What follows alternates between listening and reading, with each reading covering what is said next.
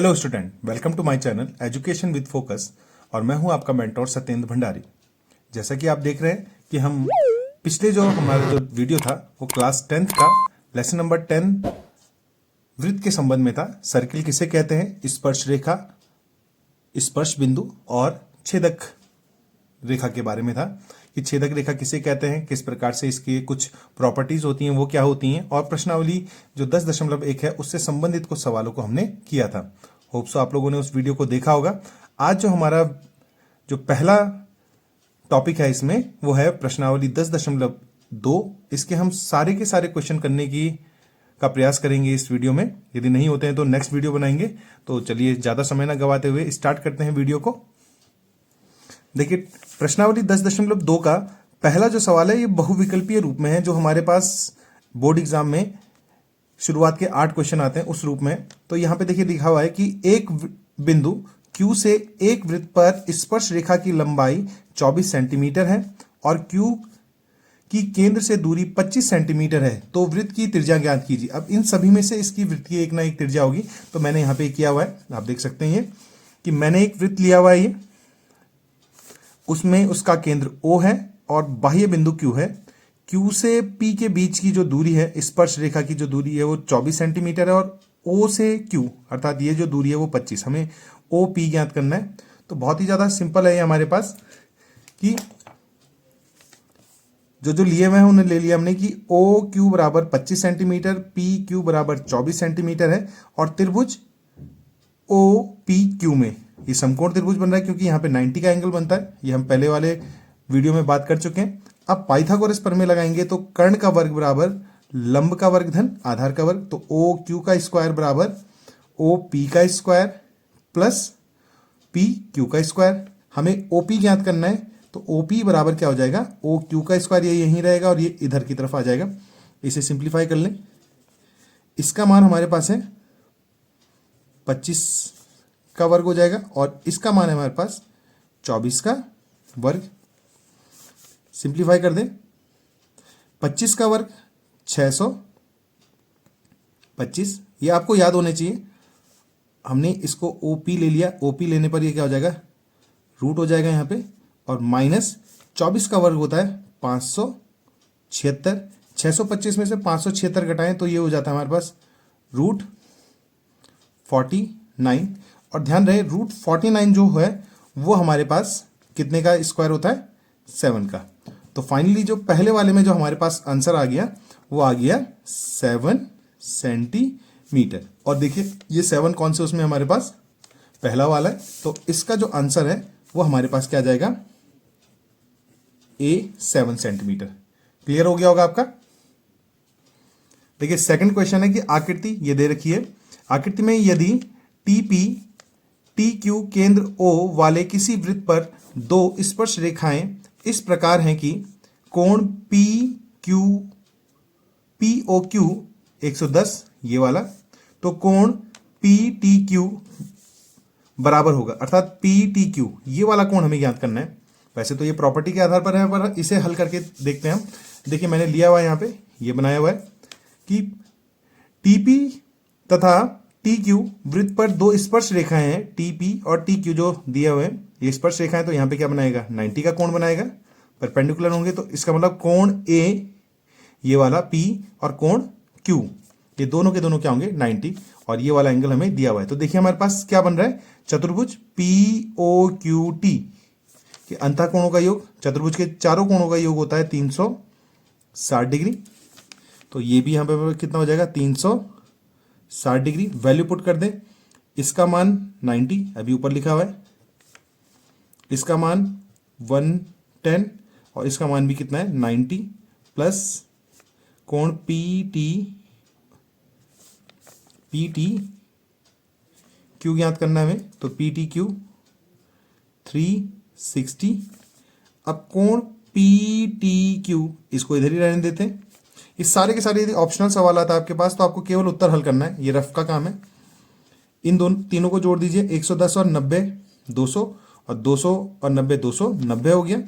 360 ये इधर प्लस है तो इधर जाकर के कितना हो जाएगा माइनस, ये हमारे पास क्या हो जाएगा 290।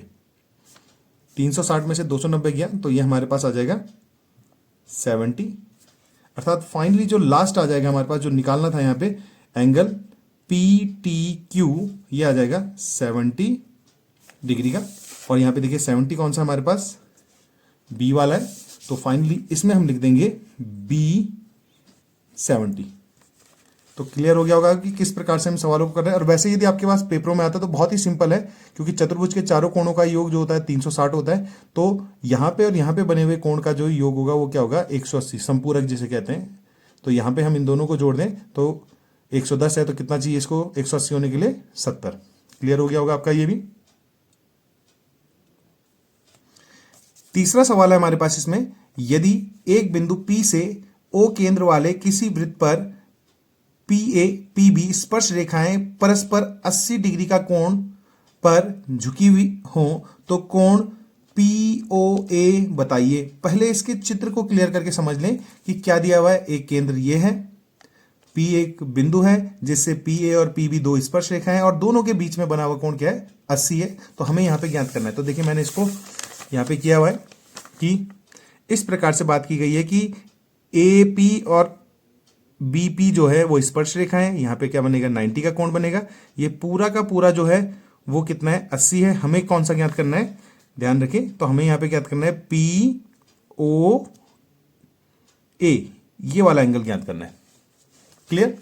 तो अब जब हम इसे ज्ञात कर रहे हैं तो दो तीन चीजें ध्यान रखें कि ये दोनों स्पर्श रेखाएं हैं तो क्या होंगी, ये इस पर परपेंडिकुलर होगा और OB जो होगी वो क्या होगी PB पर परपेंडिकुलर होगी। तो A और B क्या हो गए 90 के कोण, और ये पूरा का पूरा एंगल क्या दिया है हमारे पास 80 दिया हुआ है। अब बनाए गए चित्र में OP रेखा कोण APB दर्शा APB, इसको क्या करिए समद्विभाजित करिए। यदि मैं इस रेखा को खींचूं यहाँ पे तो समद्विभाजित करिए तो इस कोण का क्या हो जाएगा यहाँ पे आधा। अब देखिए 1/2 इसकी वैल्यू जो है वो कितनी है 80 है, और 80 का जो हाफ होता है वो होता है 40 डिग्री। अब त्रिभुज AOP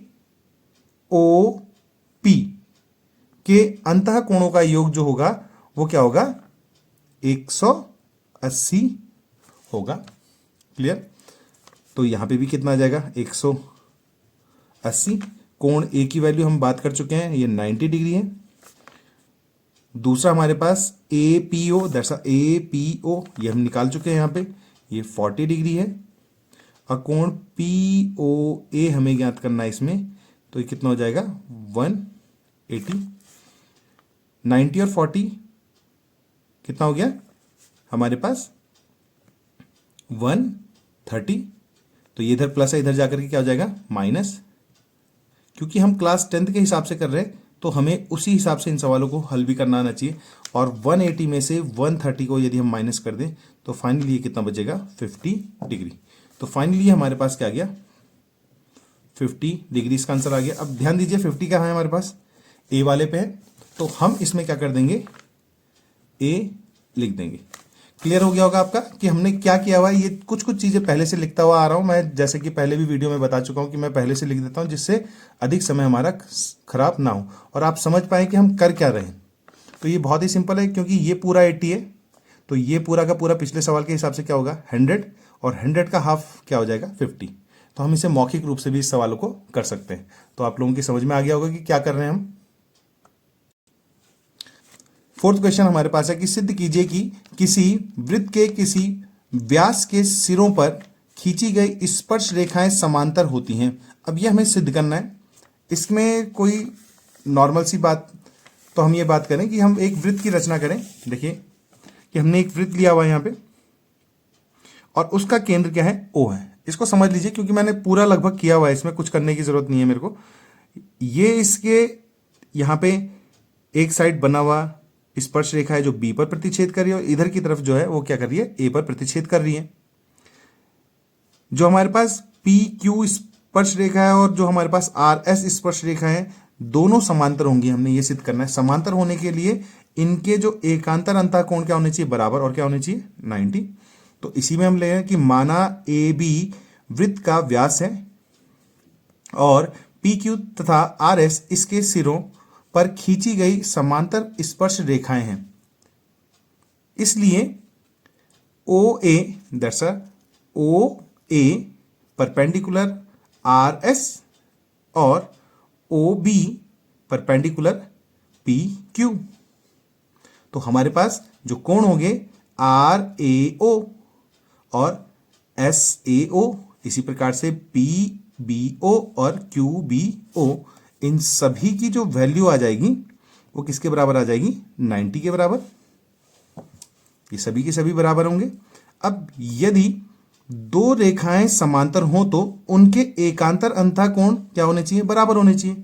तो ये देखिए, ध्यान दीजिए कि यदि एकांतर अंतः कोण, ये दो समांतर रेखाएं और इसको एक तिरछी रेखा काट रही है, तो इसका ये वाला कोण और ये वाला कोण क्या होगा? बराबर। आर ए ओ वो किसके बराबर होगा? Q B O. तो आर ए ओ और जो हमारे पास है क्यू बी ओ, ये दोनों के दोनों किसके बराबर है? 90 के बराबर। तो फाइनली हमारे पास क्या आ गया? 90 आ गए। और इसी प्रकार से ये भी हमारे पास इधर से क्या आ जाएगा? 90। तो जब किन्हीं भी स्थिति में हम बात करें कि ये इसको काट रही है और इसके एकांतर अंतः कोण क्या है? 90 आ रहे हैं यहां पे काटते हुए, तो ये रेखाएं क्या होंगी? इस पे लंबवत होंगी। तो सिद्ध होता है कि व्यास के सिरों पर खींची गई स्पर्श रेखाएं समांतर होती हैं। यहां से जब हम इसको खींच रहे हैं तो इसके व्यास पर जो बनी हुई जो रेखाएं होंगी वो क्या होंगी? समांतर होंगी, क्योंकि यहां पे इनका जो मान है वो 90 आ चुका है। तो ये एकांतर अंतः कोण बराबर होने पर इनके व्यास के सिरों पर खींचे गए जो मान होंगे वो हम क्या हो जाएंगे? बराबर होंगे। और यहां पे ये क्या होगी? समांतर स्पर्श रेखाएं होंगी। तो हमारे पास ये उत्तर आ गया और इसको हम लिख देंगे इति सिद्धम। ये आपका क्लियर हो जाना चाहिए कि हम किस प्रकार से इन सवालों को कर रहे हैं। इसमें हमें यही करना है और ये हमने डायग्राम भी साथ साथ में बनाए हुए हैं जिससे आप लोगों की समझ में आए कि कर क्या रहे हैं। देखिए, इसमें हमारा जो अगला सवाल है वो है क्वेश्चन नंबर 6। एक बिंदु ए से जो एक वृत्त के केंद्र से 5 सेंटीमीटर दूरी पर है, वृत्त पर स्पर्श रेखा की लंबाई 4 सेंटीमीटर है। वृत्त की त्रिज्या ज्ञात कीजिए। तो अब यहां पे हमने वृत्त की त्रिज्या ज्ञात करनी है। जैसे पहला सवाल था, लगभग सेम टू सेम वही सवाल है हमारे पास। देखिए हमारे पास क्या है कि एक बिंदु ए है, जो उसकी जो स्पर्श रेखा है उसकी लंबाई है 4 सेंटीमीटर और केंद्र से यहां तक की दूरी जो है वो क्या है? 5 सेंटीमीटर। बिल्कुल सेम वही सवाल है। तो हमें इसमें इसकी त्रिज्या ज्ञात करनी है। तो वही हो गया, माना ओ केंद्र वाले वृत्त पर ए बी एक स्पर्श रेखा है। इसको ले लेंगे क्योंकि चित्र नहीं दिया हुआ है हमारे पास। जो वृत्त को बी पर स्पर्श करती है, तो दिया है, क्या दिया है हमारे पास? ओ ए बराबर 5 सेंटीमीटर, ए बी बराबर 4 सेंटीमीटर और ओ बी परपेंडिकुलर है ए बी के। ये हम जानते हैं कि स्पर्श रेखा का स्पर्श बिंदु जो है वो केंद्र से आने वाली है त्रिज्या पर क्या बनाता है? 90 का कोण बनाता है। तो त्रिभुज ए बी ओ में पाइथागोरस प्रमेय से ओ ए कर्ण का वर्ग बराबर लंब का वर्ग ओ बी का वर्ग प्लस आधार का वर्ग ए बी का वर्ग। हमें ओ बी निकालना है, तो ओ बी स्क्वायर बराबर क्या हो जाएगा? O A square minus A B square. ये इधर प्लस है, इधर जाकर के माइनस, इसकी वैल्यू है 5 का स्क्वायर माइनस इसकी वैल्यू है 4 का स्क्वायर। हमें वैल्यू चाहिए ओ बी की, तो इधर वर्ग था, इधर हमने क्या कर लिया इसको रूट में। 5 का वर्ग 25, 4 का वर्ग 16। 25 में से यदि हम 16 को घटा दें तो 25 में से 16 गया, कितना हो जाता है? 9। और रूट 9 जो होता है वो कितने का मान होता है? 3 का। तो यहां पे हमारे पास पहला जो आ गया कि वृत्त की जो त्रिज्या होगी वो हो जाएगी 3 सेंटीमीटर हो जाएगी। क्लियर हो गया? हमें इसी प्रकार से ब्लैक पेन और ब्लू पेन का किस प्रकार प्रयोग करना है, चित्र को कैसे करके नोटेट करें, ये चीज हमें आनी चाहिए। तो आप लोगों की समझ में आ गया होगा कि क्या हम सवाल कर रहे हैं। नेक्स्ट क्वेश्चन है हमारे पास क्वेश्चन नंबर 7 कि दो सकेंद्रीय वृत्तों की त्रिज्याएं 5 सेंटीमीटर और 3 सेंटीमीटर है। बड़े वृत्त की एक जीवा की लंबाई ज्ञात कीजिए जो छोटे वृत्त को स्पर्श करता है। अब सकेंद्रीय वृत्त मतलब जिन दो वृत्तों का केंद्र एक ही होता है उसे सकेंद्रीय कहते हैं। अब हमें इसमें जीवा की लंबाई ज्ञात करनी है, तो पहले इसका चित्र क्लियर कर लें। देखिए हमने इसका चित्र बनाया हुआ है यहाँ पे कि एक केंद्र O है जिसपे दो वृत्त, एक ये है और एक इसके बाहर का वृत्त है जो सकेंद्रीय है। O से A की जो त्रिज्या है वो 5 है और O से P की जो त्रिज्या है वो क्या है, 3 है। अब ध्यान रहे कि ये इस पे बड़े वाले वृत्त की क्या है, AB क्या है, जीवा है। तो यहाँ पे बनने वाली जो कोण होगा वो 90, और इसमें हम एक साइड का निकालने के बाद इसका दुगना कर दें तो पूरा का पूरा आ जाएगा। तो देखिए क्या क्या है कि माना O केंद्र वाले दो सकेंद्रीय वृत्तों की त्रिज्याएं OA बराबर 5 सेंटीमीटर तथा OB बराबर 3 सेंटीमीटर है। AB बड़े वृत्त की जीवा है जो छोटे वृत्त को P पर स्पर्श करती है। कहाँ पे कर रही है, P पर स्पर्श कर रही है यहाँ पे।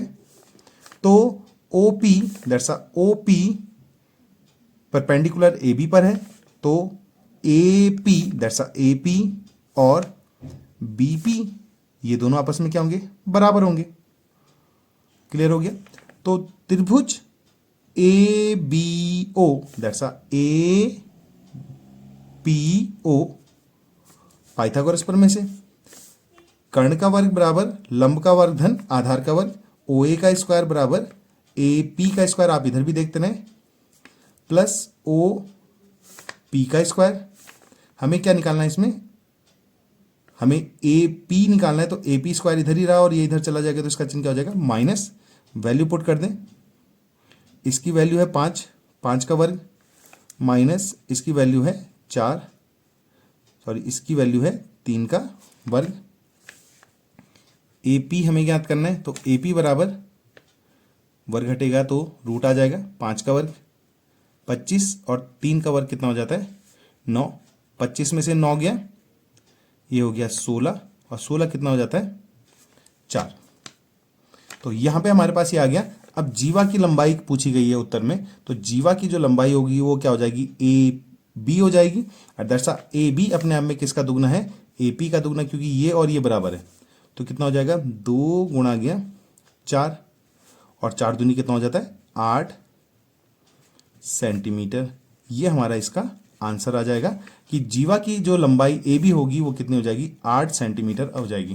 तो होप सो आप लोगों की ये समझ में आया होगा, क्योंकि बड़ा वीडियो बन जाएगा, तो इसलिए हम इस एक्सरसाइज का जो दूसरा पार्ट है उसको नेक्स्ट वीडियो में लाएंगे। तो होप सो आप लोगों की जो 7 सवाल हमने यहाँ पे करे हैं वो समझ में आए होंगे। अगर कैसे करके करना है, क्या क्या चीज़ें हो सकती हैं, तो इनको घर में जा करके ज़रूर देखें, और जहाँ पे समझ नहीं आता बार बार वीडियो को देखें।